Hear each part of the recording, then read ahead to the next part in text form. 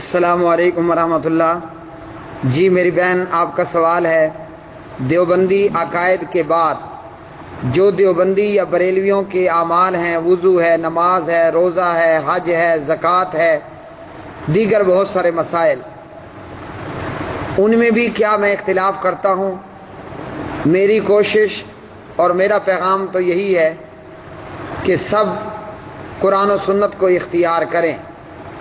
اختلاف میری بہن وہ کرتا ہے جو تقلید کو اختیار کر کے کتاب و سنت کی واضح اور شفاف آیات اور احادیث کو چھوڑ دیتا ہے۔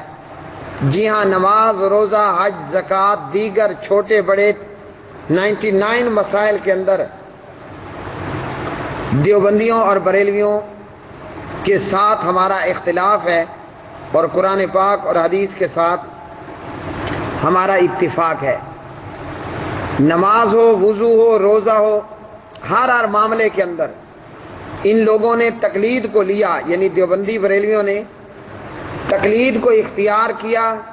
صحیح سنت اور صحیح حدیث کو انہوں نے بوجہ اپنے امام کی تقلید کے یا بوجہ جہالت انہوں نے اس کو چھوڑا ہے۔ اب وضو میں اگر آپ مثال لے لیں، نماز حنفی کے نام پر آپ کو بازار میں مختلف کتابیں ملیں گی، یا تبلیغی جماعت والوں سے آپ وضو کا طریقہ سیکھ لیں، یا آپ دیوبندی بریلویوں کو وضو کرتا ہوا دیکھ لیں، مرد ہو یا عورت ہو۔ وضو میں ہی آپ کو ایک چیز ملے گی کہ گردن کا علیحدہ سے یہ باقاعدہ مسح کرتے ہیں۔ اب یہ گردن کا مسح عورت بھی کرتی ہے دیوبندی بریلوی، اور مرد بھی کرتا ہے، اور ان حنفیوں، دیوبندیوں، بریلویوں کی ہمہ قسم کی اقسام سب کی سب گردن میں، وضو میں گردن کا مسح کرتی ہیں۔ جب میں نے دیوبندی کتابوں کو پڑھا، واضح طور پر لکھا ہوا موجود تھا کہ گردن کا مسح بزرگوں نے بتایا ہے۔ نماز جیسا اہم معاملہ، ویسے تو دین کے کسی معاملے میں ہر کوئی 0 ہے، بڑا ہے یا چھوٹا ہے، امام ہے یا مقتدی، سب 0 ہیں، سوائے ایک صورت کے کہ چھوٹا ہو، بڑا ہو، کالا ہو یا گورا ہو، عربی ہو یا عجمی ہو، بات کرے اور ساتھ میں نبی صلی اللہ علیہ وسلم کی صحیح حدیث کو پیش کرے اپنے عمل پر، تو بے شک اس کی بات سورج اور چاند سے، آسمان اور زمین سے بھی زیادہ وزن دار ہے۔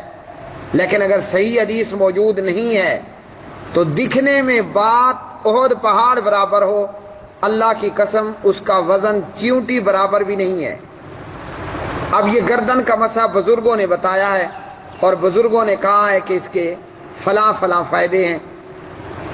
اسی طرح نماز میں عورت کے لیے حکم دیوبندی بریلویوں کے ہاں کہ وہ سینے پہ ہاتھ باندھے، مرد کے لیے کہ وہ ناف کے نیچے ہاتھ رکھے۔ اب یہاں عورت ایسا کرے، مرد ایسا کرے۔ اسی طرح نماز میں سجدہ کرتے ہیں، عورت کو دیوبندی بریلوی یہ کہتے ہیں، اور آپ نے بھی دیکھا ہوگا کہ عورت جب سجدہ کرتی ہے بالکل زمین کے ساتھ چپک جاتی ہے۔ سجدہ کرتے ہوئے سجدہ کرنے والی کی رانیں، اس کا پیٹ، اس کا ہاتھ، پیٹ رانوں کے ساتھ اور پورا وجود، پیٹ اور سینہ زمین کے اوپر لگا کر سجدہ کیا جاتا ہے۔ جبکہ نبی صلی اللہ علیہ وسلم نے کیا فرمایا؟ فرمایا کتے کی طرح زمین پہ بازو بچھا کر سجدہ مت کرو۔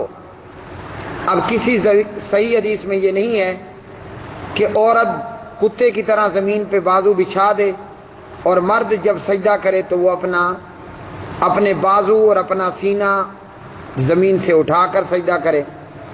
بلوغ المرام میں اور دیگر کتب میں نبی صلی اللہ علیہ وسلم کی حدیث موجود ہے، کتے کی طرح زمین پہ بازو بچھا کر سجدہ مت کرو۔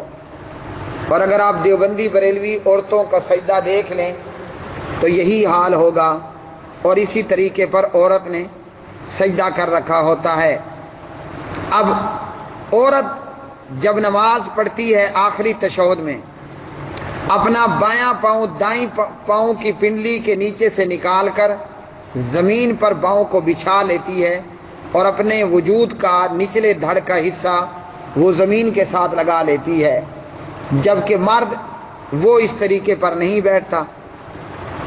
تو کہنے کا مطلب یہ ہے کہ ہر چیز میں انہوں نے حدیث کو چھوڑا، حدیث کو چھوڑنے کی وجہ سے ان سے اختلاف ہے، حدیث سے اتفاق ہے۔ اب اس معاملے میں یہ جو احادیث بیان کریں وہ سندن ضعیف، اور جو ان کی منطق ہے وہ عقل اور سمجھ سے بھی دور۔ میں نے خود دیوبندی بریلویوں کو سنا اور پڑھا، عورت اس لیے سینے پر ہاتھ رکھے گی کہ یہ اس کے شرم کی جگہ ہے۔ اب یہاں سوال یہ ہے کہ کیا ناف کے نیچے عورت کے لیے شرم کی جگہ نہیں؟ پھر کہا مرد ناف کے نیچے ہاتھ باندھے گا کیونکہ یہ اس کے لیے شرم کی جگہ ہے۔ تو یہ سب فضول اور گھڑنتو چیزیں جس کا حقیقت سے کوئی تعلق نہیں ہے۔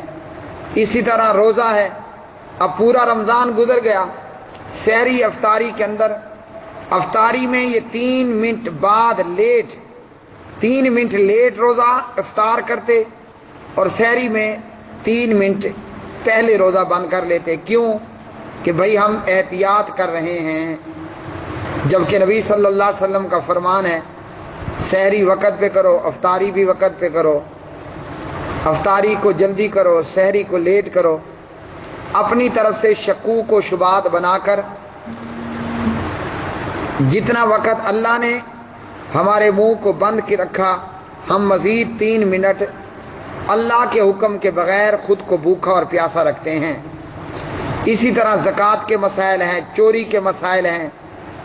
آپ نے اگر مزید ان لوگوں کو سمجھنا ہے، آپ کا نمبر پاکستان میں سے ہے، حافظ عبدالسلام بن محمد حافظہ اللہ تعالی، جو کہ مرکز طیبہ مریدکے میں الحمدللہ شیخ الحدیث ہیں، بہت بڑے جید قابل عالم دین ہیں۔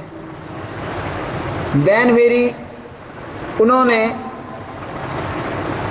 چوری کے موضوع کے اوپر باقاعدہ ایک کتاب لکھی کہ چوری کے احکامات قرآن و سنت اور فقہ حنفی۔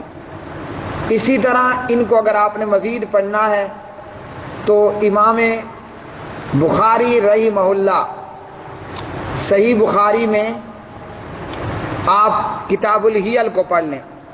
یہ میرے سامنے ہے حافظ عبدالسلام بن محمد بھٹوی صاحب حافظہ اللہ کی کتاب، چوری کے متعلق قانون الہی اور قانون حنفیت۔ اب کتاب کے نام سے ہی آپ سمجھ جائیں، چوری کے متعلق قانون الہی اور قانون حنفی۔ اللہ کا قانون کچھ اور ہے، حنفیت کا، دیوبندیت بریلویت کا کچھ اور ہے۔ تو ہر معاملے میں انہوں نے قرآن اور حدیث کو چھوڑا اور تقلید کو اختیار کیا، تو ان سے اختلاف ہے، کتاب و سنت سے اتفاق ہے۔ واللہ اعلم۔